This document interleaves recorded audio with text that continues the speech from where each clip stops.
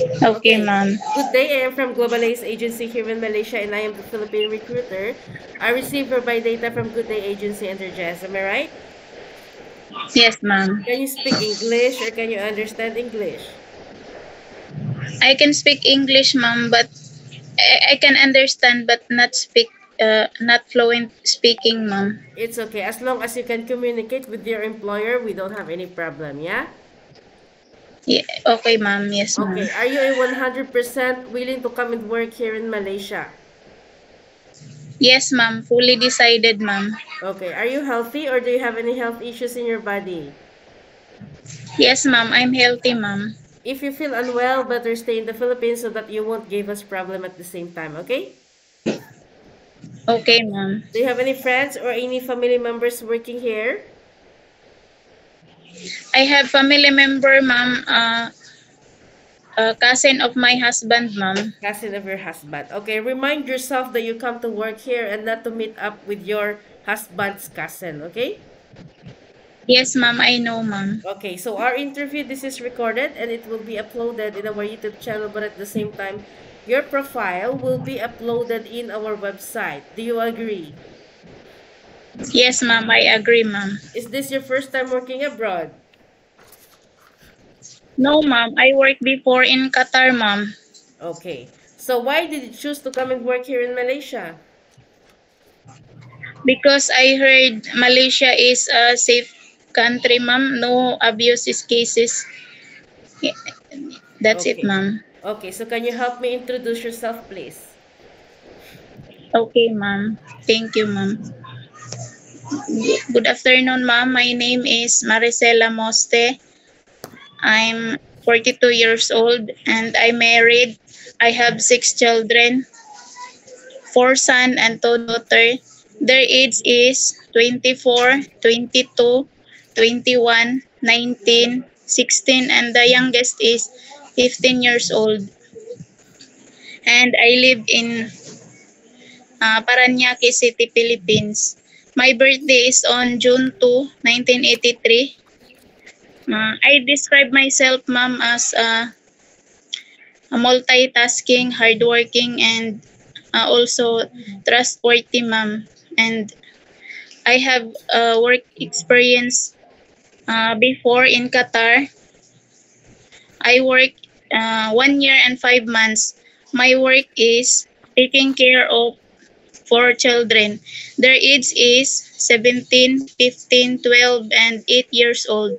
I'm preparing their foods for lunch, snacks, and dinner in weekdays if they have school. But in weekend, I prepare breakfast, snacks, and lunch and dinner, ma'am. And I also prepare their things for school, and I also fix their personal things, ma'am. Okay. So it's a nice introduction, Maricel. So I would like to ask you some few more details from you first, okay? Do you have your passport Okay. already? Yes, ma'am. I already have, ma'am. Okay, so you are married, right? Yes, ma'am. Okay, your birthday is June 2, 1983. What is your height and your weight? My height is 5'1" and my weight is 64, ma'am. What is your 64 religion? kilos. Born again Christian, ma'am. What about your educational background? Uh, only I finished my high school, ma'am. Okay, so you got 6 children, and I know they are already teenagers. But who will going to look after them once you come to work here in Malaysia? My husband, ma'am. How old is your husband, and what is his occupation? My husband, ma'am, is already 45 years old and uh, have a small business, like vegetable business, ma'am. Okay, so did he allow you to come and work here in Malaysia? Yes, ma'am. Yes, ma'am. So you don't have any problem later once you come to work here? Yes, ma'am. Okay, so being an OFW is not new for you, most especially that you have a working experience in Qatar way back 2015 to 2017, but unfortunately, you didn't finish your contract. You worked there for 1 year and 5 months, and according to you just a while ago, you do the house chores, cooking, laundry, and ironing, and you also assisting the teenager, and the children is 17, 15, 12, and 8 years old. Am I right? Yes, ma'am. Why is that so that you didn't finish your contract? Because one time, ma'am, my other housemaid, she short work is laundry and ironing, and one day I didn't know that she broke the one piece of pair of my employer abaya, like that, Okay. Sheila, ma'am. And then one time my madam asked where is the pair of that abaya, and then my co-worker housemaid uh, tell that the Sheila is already damaged, and then my madam get angry, ma'am. And then my madam, if angry in one housemaid, she's angry in all housemaid, ma'am. So, Here housemaid is, ate, is your employer terminate your contract or you are the one terminate your no, contract?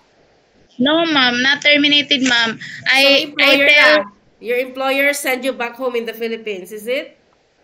yes, ma'am. Because I tell my employer I want to go to my agency, and then my employer said that if I want to go back in the Philippines, it's okay. They pay. Yes, ma'am. Okay, so employer is the one terminate your contract, correct? No, ma'am. You are the one terminate your contract. Who No, terminate your no, ma'am. contract? You or the employer? No, ma'am. Not terminated, ma'am. You are No, finished ma'am. Not. contract or what? Employer is the one send you in the Philippines, correct? Yes, ma'am. Yes, ma'am. Okay, so the employer terminate your contract la, okay? Okay, ma'am. Okay, so after that, 2018 and 2025, you have any working experience? No, ma'am. So you are a full-time mother until recently, right? Yes, ma'am.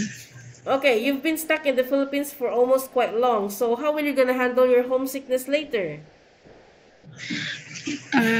I know how to handle myself, ma'am, because before I work in Qatar. If I homesick, ma'am, I only call my family after my work, ma'am, and I can control myself, ma'am. Okay, so can you take your children or baby while doing house chores at the same time? Yes, ma'am. Can you take your elderly people? I try, ma'am. Yes or no? No, ma'am. Can you cook? Yes, ma'am. I want to learn, ma'am, how to cook, Can you and I'm caregiving willing for to. Okay, can you caregiving for bedridden patient and disabled person?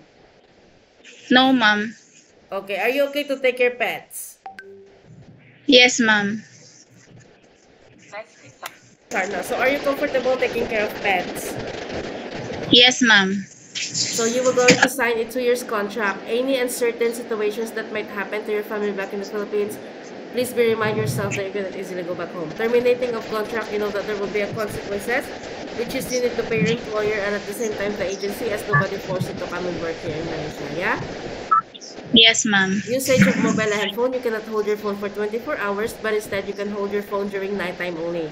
After you finish your job for the whole day, and you will render your phone on the next morning before you start your work. Of course, you are Yes, entitled to have ma'am. a rest once a week, but you are not allowed to go out on your rest day. You will going to stay Yes. only inside the employer's house. But if you will work, employer will going to compensate your salary. Are you okay with the rules and regulations? Yes, ma'am. Yes, ma'am. I agree, ma'am. Always remind yourself why you wanted to come and work abroad. In Philippines, you can do whatever you want, but here in Malaysia, no such a thing. We need to follow the rules Yes. and regulations of the employer, and we need to respect the culture of the employer at the same time. Any problems or any concerns, inform your employer because you will be the one working inside the premises for 2 years, okay? Yes, ma'am. I think that's all for now. Thank you for your time. It was my pleasure meeting you. But please stay connected through WhatsApp because globalized agents will going to contact you to conduct an interview together with the employer. Okay? Thank Okay, you ma'am. so Thank much you, and have a ma'am. good day. Bye.